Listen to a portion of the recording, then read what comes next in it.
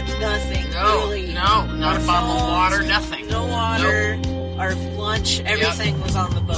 So we were out there with nothing. We were looking around. I was like, maybe do we need to start building a shelter? Like.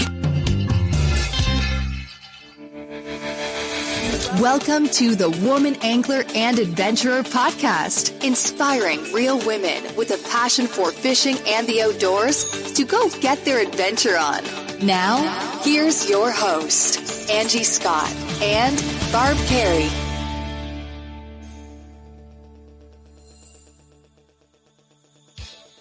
Welcome to another episode of the Woman Angler and Adventurer podcast. This week we're bringing you another episode from the Rippin' Hoppers Redfish Roadie road trip. In hindsight, I probably should have released this one first, as it was actually recorded a little earlier in the trip. But when you've been running around like a chicken with your head cut off, sometimes you just gotta wing it. Right, Barb? This week, we feature Katie Puterbaugh. Katie is a Florida native, but through her journey in the United States Air Force, she ended up in Alaska, fell in love with it, and she's been there for like over 25 years. She's a hardcore fly angler, and there's a couple of really cool articles about her that we'll put links to in the show notes and on our website. We had a blast rooming, fishing, and traveling together on this trip. We had a real interesting experience in the Everglades that we'll tell you all about on this week's show. So here we go. Katie, welcome to the Woman Angler and Adventurer podcast. Pleasure to hang with you this weekend, Angie. Yeah. Absolutely. It's been great. Mm-hmm. We're roomies here in Marco Island and Stewart, I think. Yeah, on this probably. trip. Yeah. So we're in southwest Florida now, and we'll be going over to the East Coast. Yep. Sunday. So we're here in Florida as part of the Rippin' Hoppers adventure, the Redfish Roadie road trip. Road trip. This is their second time doing a road trip, and the first time I think either of us are getting to join up with them, right? Did you join up with No, them not last time, Okay. huh? Yeah, so it's been fun. Now, Katie came down from Alaska, Yes. and you had quite the travel to get here. Oh, yeah, it's a long, it's more, you're awake for more than 24 hours. Yeah. I left Tuesday night at midnight, so of course I was up all day long Tuesday before I left, obviously, and by the time I got to Florida, it was late Wednesday evening, and yeah, it's a long way. It's a long way from Alaska, but, I was born and raised in Florida. You can take the girl out of the sand, but you can't, I don't know. Anyway, I still some love metaphor. Some metaphor applies to that, yep. Yeah. So, remind me, where did we actually meet up along the way? Because this all is just a big blur. You're right. Well, it was in Homosassa. Okay. And We met the night before our trip with Kyle. I can't remember. I think we did, but I don't remember. Oh, yeah. There was something going on. Yeah. It wasn't the casting event, was it? No. Yeah, it was. I bet we met at the Lions casting Club? event. Yep, we did. I think that's the Okay. first place we met. All so right. there was a community casting event at the Lions Club in Homosassa, and then I was staying at a friend of Jen's family, which was a beautiful house right there on the canal, I guess it is. And Katie, where were you staying? I was staying with a friend of mine from high school. Okay. I'm almost 60 years old, but Keith and I have been friends since high school days, and he lives in Dunellen. I guess it was maybe, 10 miles, 15 miles from where you guys were, but it was nice to... Actually, I went fishing with him this time last year out of Homosassa and caught some redfish. So Cool. A year ago, I was here doing the same thing. Awesome. But yeah, I stayed with Keith and got to visit with him a little bit. Great. So, and then we went out together on a charter with a guy named Kyle. His charter handle on Instagram and whatnot is Shallow Sightings. Mm-hmm. And that was a great day. It was a great day. And It was a little chilly. Little Miss Alaskan over here was putting pants all on. bundled up, huh? And I'm in my shorts, and I'm from Nashville. Yeah.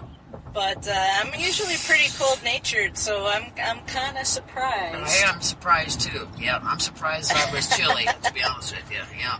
But we caught quite a few fish. We started out going after reds, and we did a lot of sight fishing, which was cool. But that was my first experience doing that, and I was surprised at how quickly those fish spook. Yeah. I mean, any little noise. Absolutely, yep.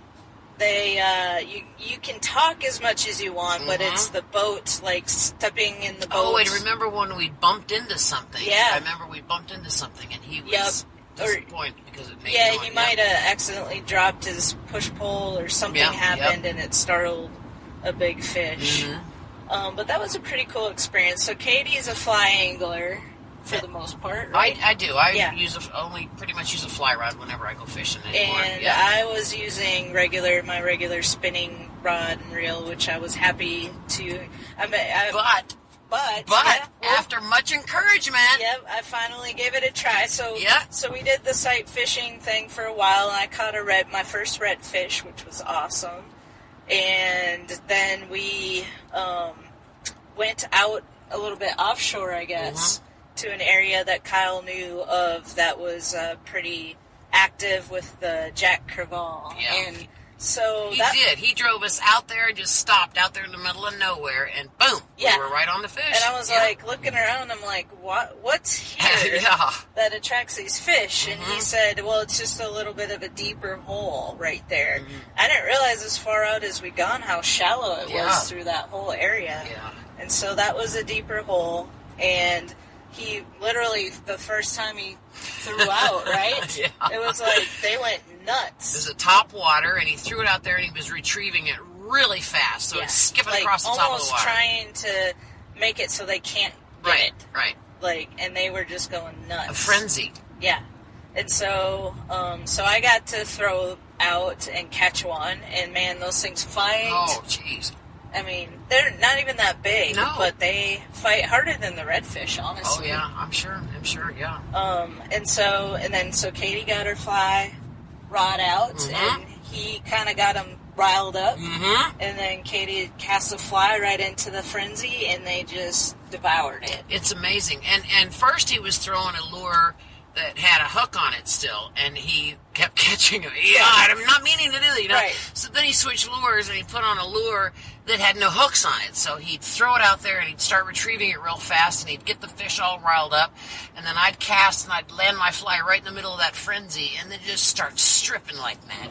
And boom!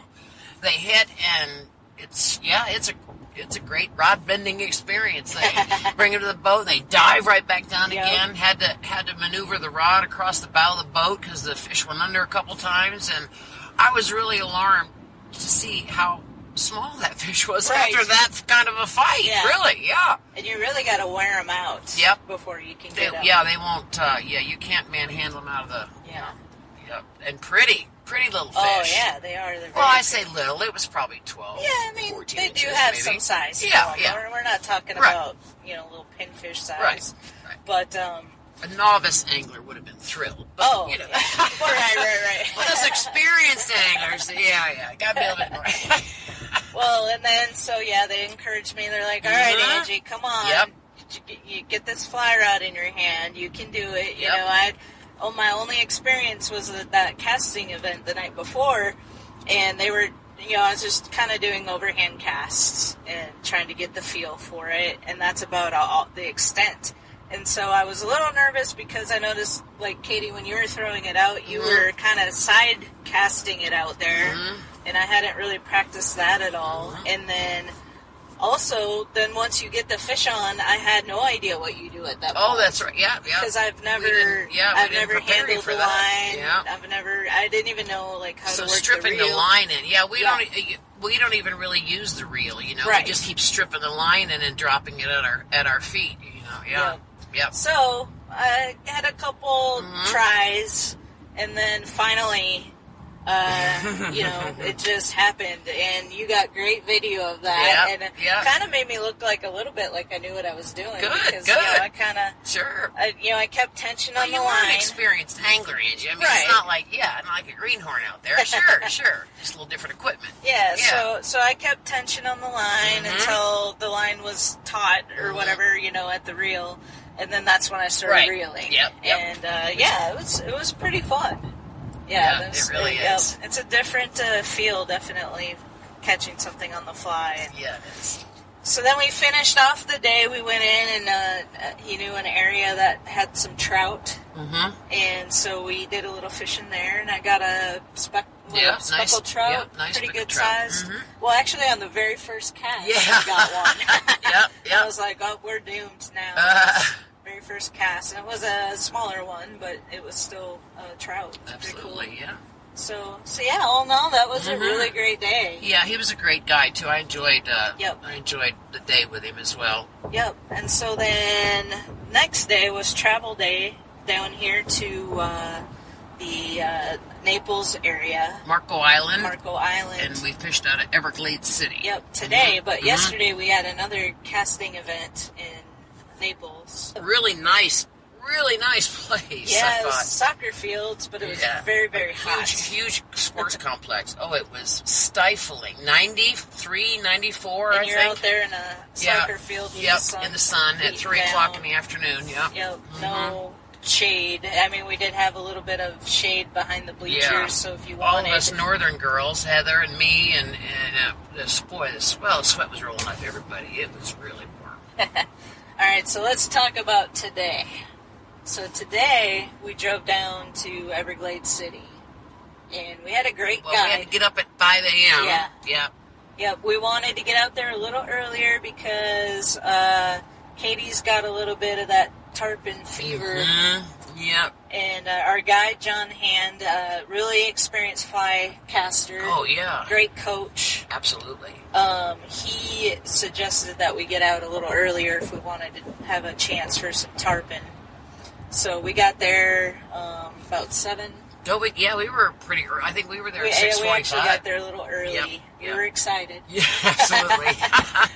And, he took us out. And the perfect setup, though. My gosh, this guy's boat is like 15 feet from the back door of his home, and he's got this dock that's built around his home, and the boat comes up on a lift, and he's got a room, a prep room where all of his rods and he's just got it.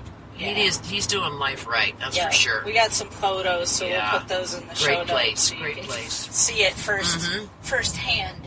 John Hand, first hand, yeah. But it was a little slow today. Yeah, it was.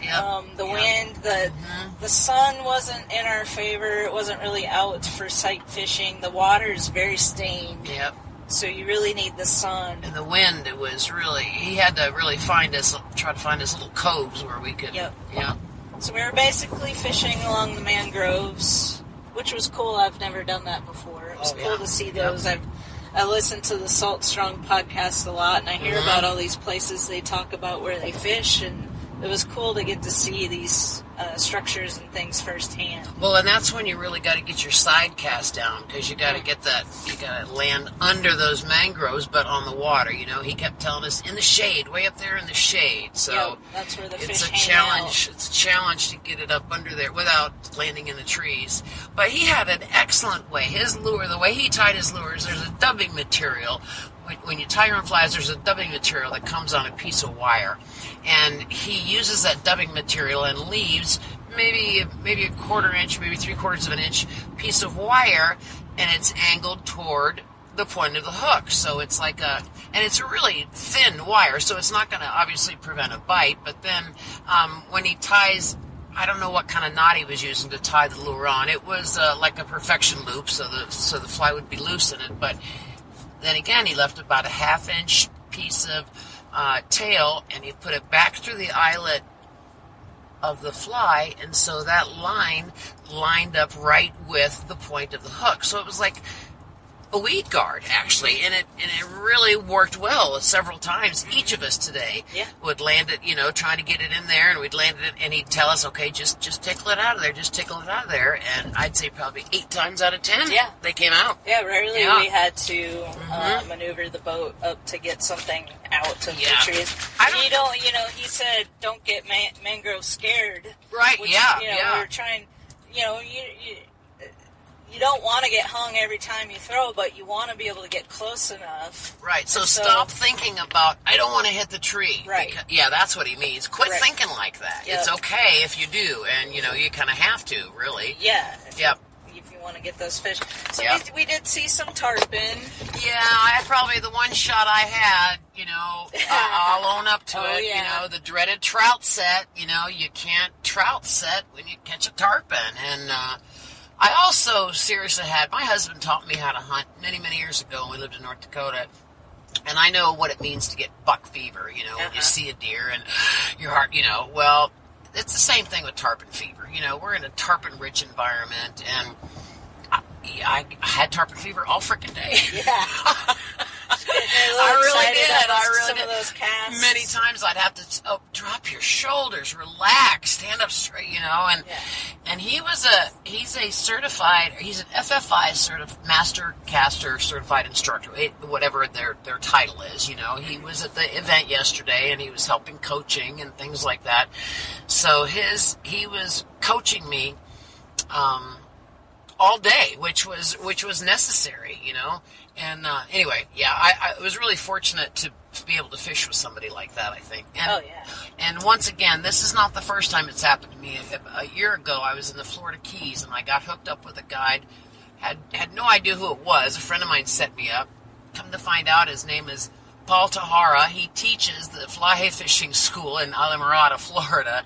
And so I had no idea who this guy was when I got out with him in the morning. And so once he told me who he was, of course I listened to everything he says, Well, I had one shot at a tarpon.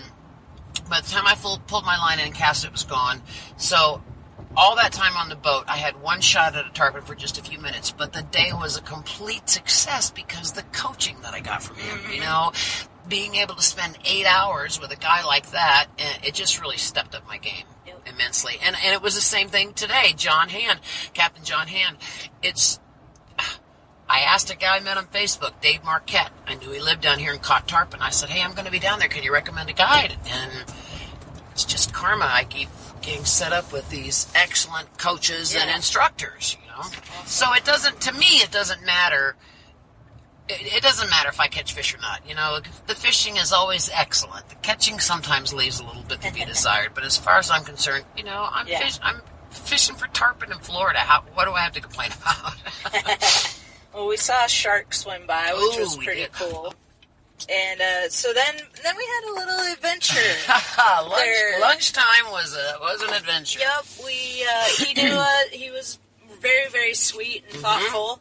It was lunchtime, and we had to use the restroom. And Katie's pretty well versed at going off the boat. Yeah, I would have leaned over I would have squatted over the side if you turned the other way. But he knew of an island out there that had a porta-john on it, which is cool. I didn't know they had those out there.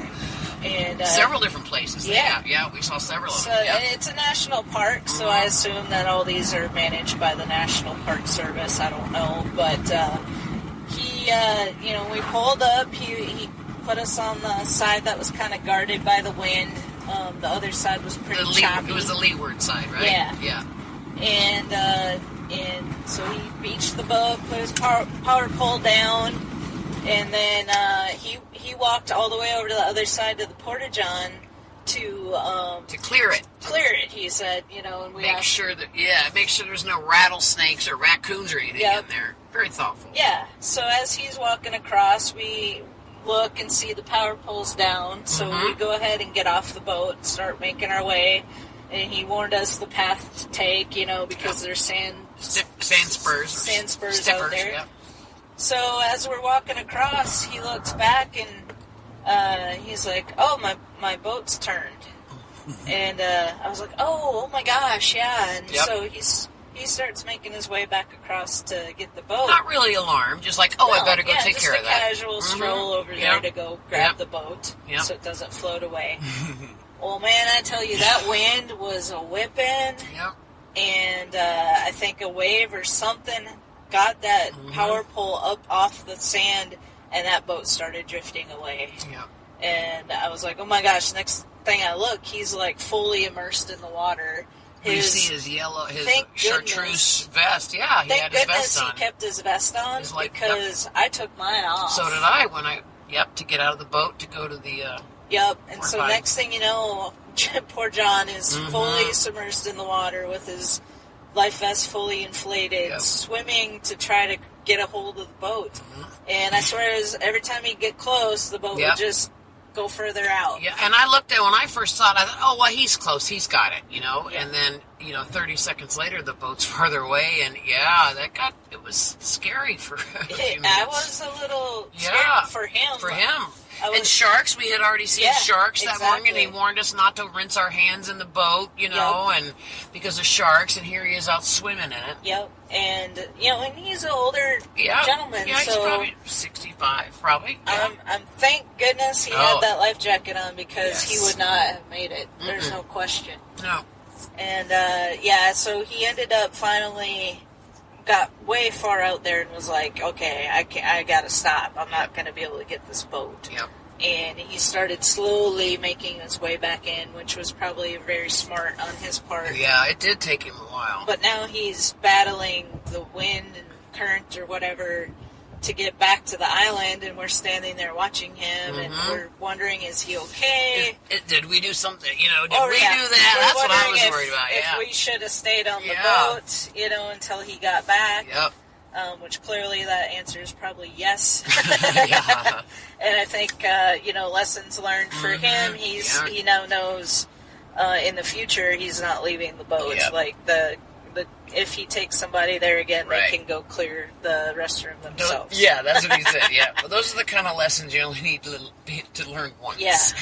So thank goodness, number one, he had his personal flotation device on. Number two, he had an EPIRB attached to that personal flotation device. So worst case scenario, he could have hit that EPIRB, and it would have called the Coast Guard. And he says it can locate you within 6 feet. Yeah. Yeah. Yep. So, and number three, he had a waterproof cell phone on his person.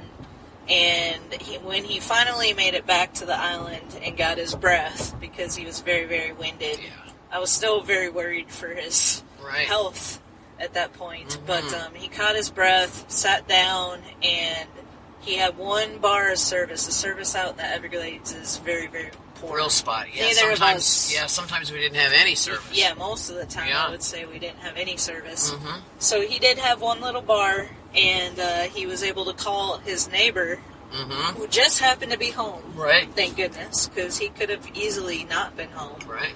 And First person he called. I was standing there. I wished I would have grabbed my backpack or something, because I would have had my podcast gear. I could have recorded all this. Yeah. But I had nothing, really. No, not a bottle of water, nothing. No water. Nope.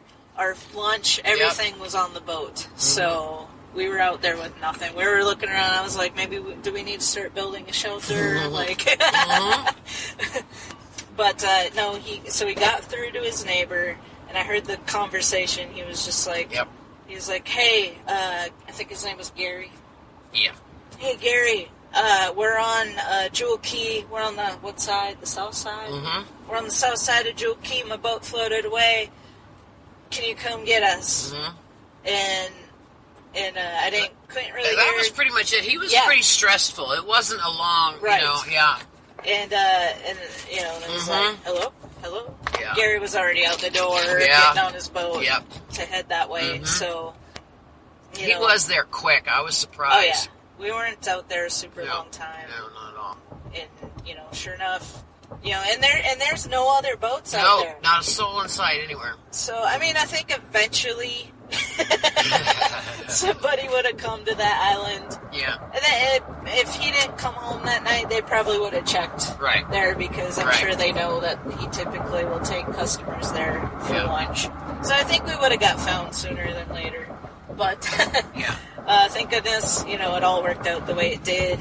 And Gary come pulling up on his boat. He had his stepdaughter with him, I believe. I thought it was his wife. I think it was his stepdaughter.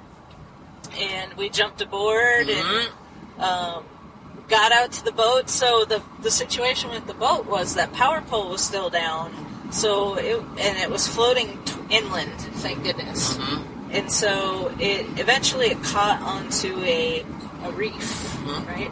Yep. And coral bar. Yep. You said. Yep. Kind of held it there for a while, and I don't think it would have held it there for forever. Oh no, But even if it did continue to float across and toward land, it would have caught onto something before it actually hit. Yeah. So that was good. Oh, and the other thing was, John has must be a gator down there. Somebody's taking a picture.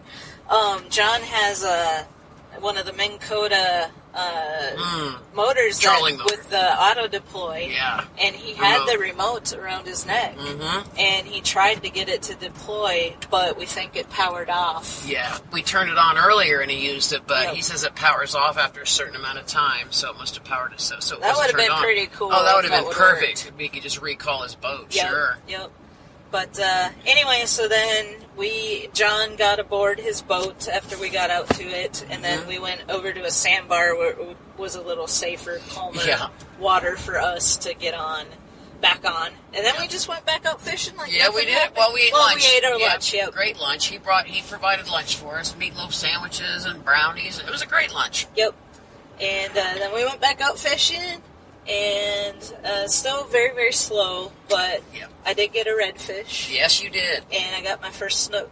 Yep. Which was awesome. That was your goal for today, was to catch a snook. Yep. And I lost a bunch of fish throughout the day, too. Lots of bites. We never really... Yeah, you had some bites. Yeah.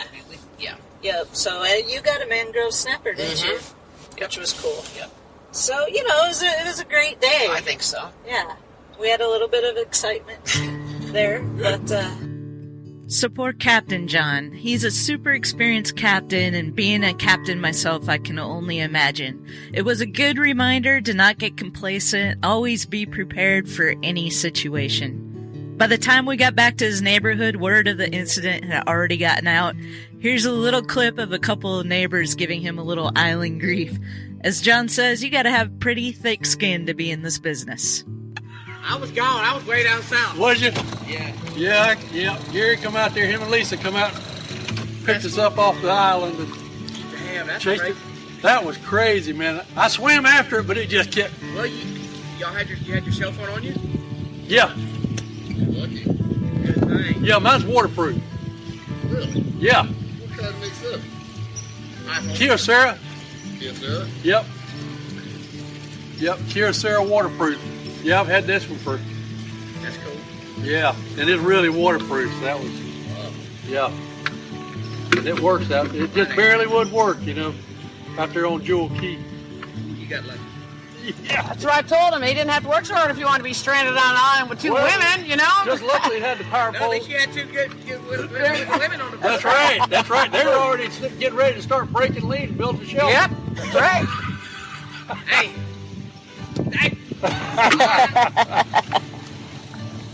Story made it Gotta back have before one you of them did. days there once in a while, you know. That's hilarious. Give everybody something to talk about. Oh, yeah. You ain't going to hear the end of it. No, Right. shoot no. Got a little windy across that thing, huh? Yeah. About 3 foot seas. You won't forget us for a while, Andy. No.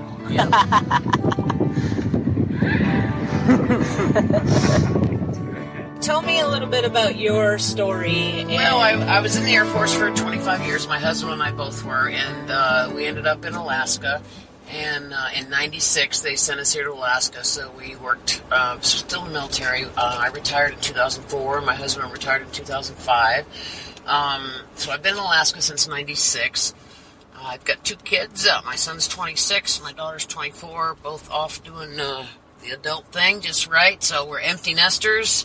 My husband works in a privately owned sporting goods store in Eagle River, Alaska there. And so he works all day and my kids are gone, so I fish. I have to give my husband credit. He's the first one to put a fly rod in my hand, probably 10, 12 years ago. And so every summer I take my camper and I drive down to the Kenai River, which is about a 2-hour drive from where I live. And I park my camper and I live out of my camper all summer long. And I fish the Kenai River just about every day. The majority of my fishing is sockeye fishing. Although I use a fly rod, it's not traditional. Fly fishing because sockeye don't bite. They're not hungry. You can't entice them to bite. But anyway, so I do use a fly rod only. I do get to do a lot of rainbow fishing. I caught my biggest rainbow this summer. I've been trying to break into the 30-inch club, and I got pretty close this summer by 29 and a half. Well, our rainbows in Alaska, they're meat eaters. They don't come to the surface and feed on those little bugs. They're eating on salmon carcass, flesh, eggs. So our rainbows get pretty big. Nice. Pretty big in Alaska. Yep. I do get to do some rainbow fishing. I've also spey fished quite a bit over the last few years. I caught my first fish on the spey rod while I was in western Washington, Forks, Washington. That's where the movies Twilight were filmed. But there's a lodge out there, Jeff Brasda's Lodge. Alyssa Halls was my guide, and so I've been doing some steelhead fishing out of western Washington.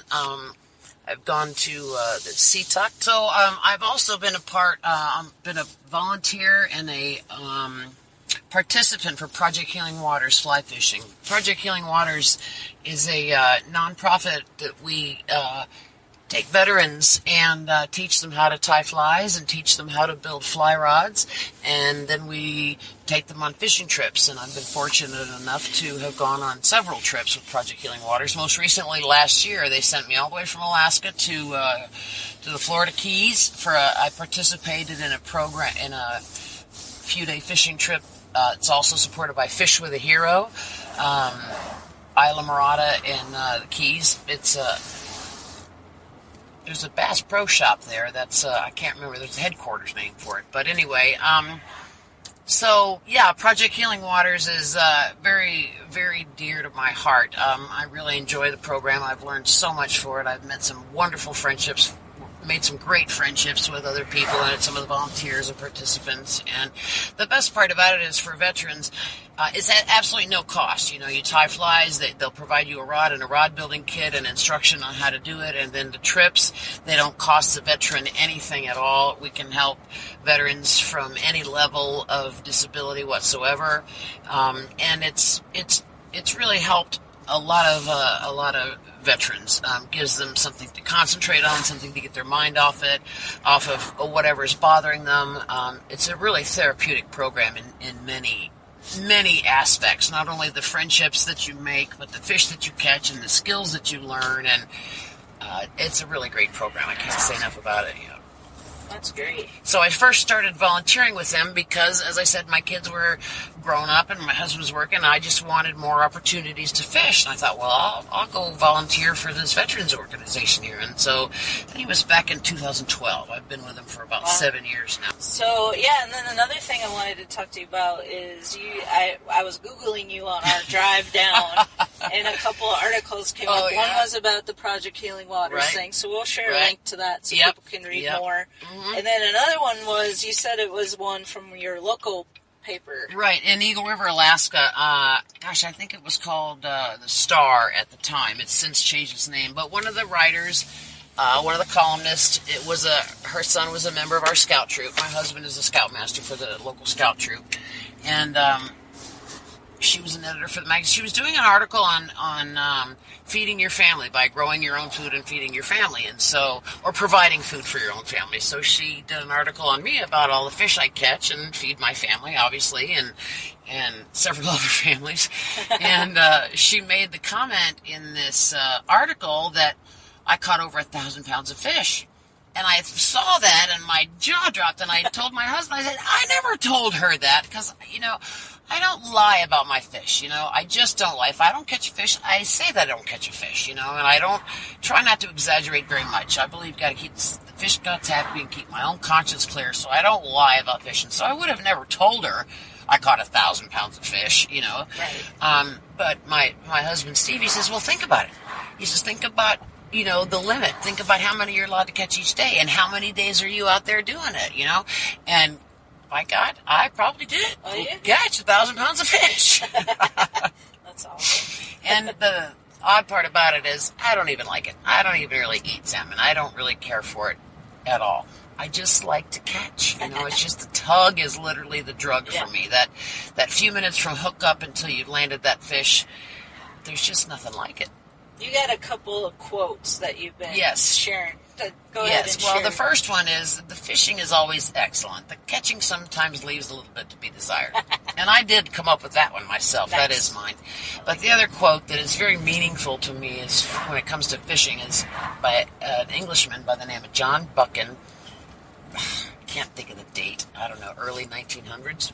Anyway, he says, the charm of fishing is that it is the pursuit of what is elusive but attainable, a perpetual series of occasions for hope. And when I read that part about a perpetual series of occasions for hope, that really resonated with me, because I think being hopeful is a good thing. And when you fish, every time you throw your line in the water, you're hoping you're going to catch a fish. So it's obviously a perpetual series of occasions for hope, because every cast, you hope you're going to catch a fish. Right. So that really, really resonated with me. That's awesome. And I've been, that's my signature line on my email, and that's just a really appropriate quote. Totally. Well, it's been awesome, and we will probably get a chance to chat a little bit more. Yes, on our still got a few more days. Yep, and on our way to New Orleans. Yeah. So, We'll all be in the van then. Yep. That'll be fun. Yep. Awesome. Well, thank you so much. Yeah, it's been great. And I look forward to more adventure. Me too. Here's to Screaming Drags.